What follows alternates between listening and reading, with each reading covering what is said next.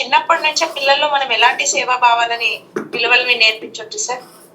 Sharing నేర్పాలి madam. మొదట మన పిల్లలకి ఎక్కువ మంది ఏం చేస్తామంటే, మీరేని కాదు, చాక్లెట్ జేబులో పెట్టి నువ్వే తిని ఎవరికి పెట్టగాక నేర్పించి పంపిస్తారు అమ్మ నాన్నలు. తప్పు కదా అది. పిల్లలు అక్కడ కులం పట్టించుకోకుండా, మతం పట్టించుకోకుండా, ప్రాంతం పట్టించుకోకుండా, పేదలా ధనికులా పట్టించుకోకుండా ఆ ఈక్వాలిటీ అనే దాన్ని నేర్చుకుని బెస్ట్ ప్లేస్ స్కూల్ కదా. అందరూ ఒక చోటు కూర్చొని తింటూ ఉంటే ఈడిదాడు వాడిదీడు పంచుకొని తింటారు.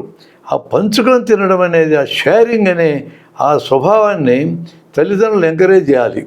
నువ్వే తిను, ఎవరికి పెట్టగాకు. ఇప్పటికీ కూడా చెప్తూ ఉంటారు మన పెద్దలు కొంతమంది. నాకు చిన్నతనం నుంచి మా తల్లిదండ్రులు చెప్పలా మాకు అట్లా. మేమేం సంపాదించుకున్నా ఏమి తెచ్చుకొని అందరం కలుపుకొని తిన్నాం.